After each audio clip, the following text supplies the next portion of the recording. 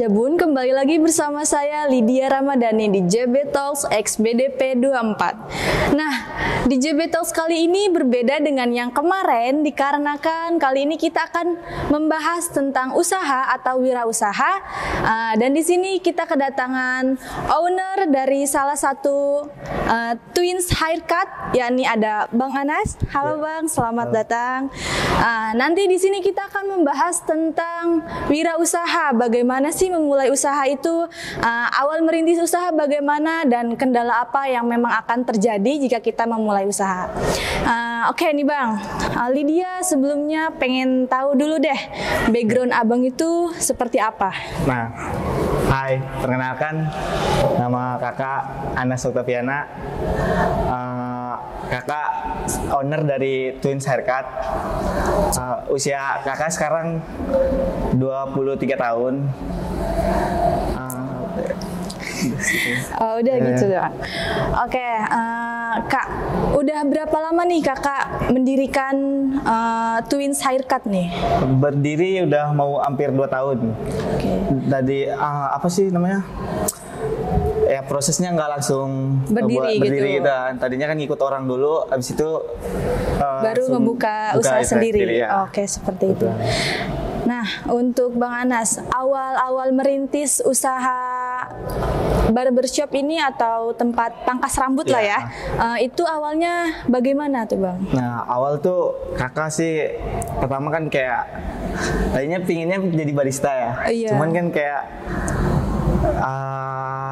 barista tuh menurut kakak apa ya, susah gitu buat nanti suatu saat kakak kalau udah bisa jadi barista, buat itu modalnya besar gitu.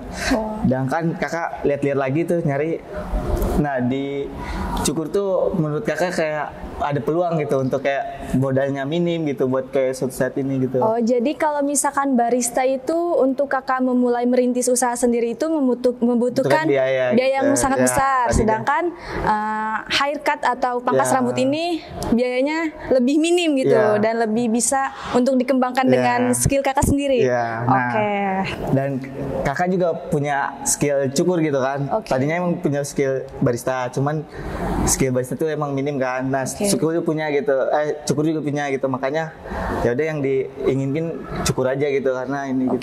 Jadi mungkin skill kakak ke pangkas rambut ini lebih besar gitu dibandingkan barista. Jadi kakak lebih memilih untuk mengembangkan bisnis atau usaha di pangkas rambut.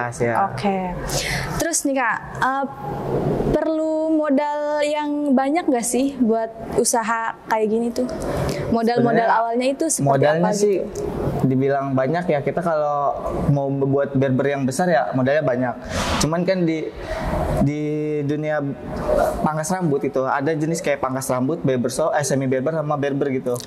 Nah, kalau pangkas rambut itu nggak usah modal banyak juga bisa gitu. Tapi dengan tarif yang kecil gitu. Kayak maksudnya kalau bisa pangkas kita tarif tuh paling 15 atau 18 gitu. Sedangkan semi barber tuh bisa di atas 30 atau ya ke atasnya lagi. Kalau barbershop lebih mahal lagi gitu. Jadi sekarang usaha yang kakak jalan itu pangkas rambut gitu. Terus nih Kak, mungkin Lydia mau nanya nih. Selama kakak ngejalanin bisnis pangkas rambut nih, ada nggak sih kayak naik turunnya si usaha tersebut? Kayak ada rugi, ada untung, itu ada nggak sih kendala seperti itu? Dalam usaha sih pasti ada gitu, dalam kayak hal cobaan kayak gitu. Cuman ya ada di dunia cukur tuh paling kita sepi tuh di momen kayak ibaratnya jam-jamnya sih, kayak jam siang tuh barber sepi karena ibaratnya banyak orang yang kerja, sekolah gitu. Cuman kalau misalkan pulang sekolah atau apa tuh itu bisa kemungkinan ya rame gitu seperti ini. Cuman untuk kayak ibaratnya usahanya kenapa bisa sepi atau apa gitu ya usaha tuh di barbershop gitu, karena kemungkinan kurangnya kita komunikasi terhadap customer gitu.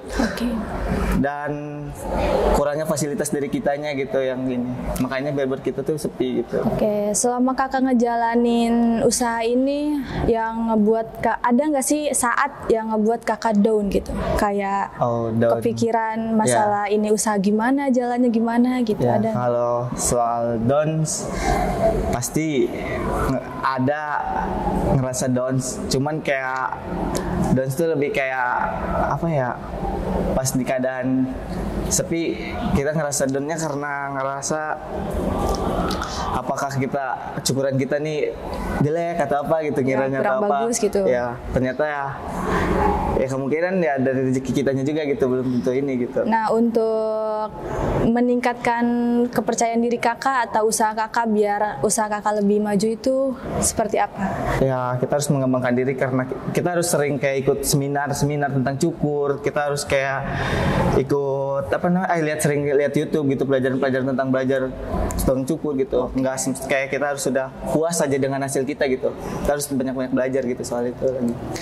Oke, Sobat Jabun, mungkin Sobat Jabun sudah mendengarkan atau melihat apa yang disampaikan oleh Kak Anas ini mengenai wirausaha atau usaha yang memang Kak Anas jalankan. Mungkin Sobat Jabun, semoga Sobat Jabun terinspirasi oleh itu semua. Dan mungkin terakhir nih Kak, Lydia minta saran nih dari Kakak buat Sobat Jabun atau khususnya buat teman-teman kelas 12 yang nantinya setelah lulus sekolah akan melanjutkan ke wirausaha atau usaha tertentu. Sarannya apa buat teman-teman? Untuk Sobat Jabun ya harus semangat aja gitu jalanin hidup, maksudnya jangan kayak males-malesan. Iya. Terus kayak di saat kita suatu saat udah lulus nggak ada kerjaan, coba-cobalah hal-hal baru gitu, karena menurut kakak ilmu itu yang nggak berat gitu dibawa gitu. Di saat kalian udah nanti dapat kerjaan, kalau kalian bisa nyukur atau bisa segala macam gitu, itu tuh yang nggak rugi kalian belajar gitu. Kalian bisa motong atau misalnya cukur, kalian bisa motong di abis kerja kalian bisa motong di rumah gitu, nggak ada ruginya gitu untuk Oh ya, terakhir deh nih Kak, terakhir nih ya, nggak apa-apa ya terakhir. Jadi kan buat anak-anak atau siswa SMK Jaya Buana ini mungkin mereka tuh lebih banyak minatnya ke kerja gitu, sekolah, setelah lulus sekolah langsung kerja, dan juga kebanyakan siswa Jaya Buana itu tidak ada yang memilih buat wirausaha. Itu tanggapan kakak mengenai dunia kerja dan dunia wirausaha itu seperti apa? Sebenarnya sama-sama mencari uang kan tujuannya. Cuman ya di wirausaha sebenarnya emang banyak orang yang nggak ini karena sangat beresiko gitu, karena orang takut atau apa. Sebenarnya yang kalian harus lakuin sih ya mencoba dulu aja dari usaha-usaha yang kecil gitu. Ketika kalian gagal di usaha ini, kalian di situ harus mengembangkan diri kalian lagi gitu. Kayak di saat nyoba ini gagalnya di mana, tercari oh ternyata di bagian ini. Nah kalian ubah lagi di suatu saat usaha yang akan datang gitu. Oke, baik Sobat Jabun, mungkin ini adalah rangkaian JB Talks XBDP 2024 yang terakhir. Semoga podcast ini bisa menjadi inspirasi Sobat Jabun, khususnya teman-teman kelas 12 yang nantinya akan melanjutkan sekolah ke perguruan yang lebih tinggi, entah itu bekerja ataupun wirausaha.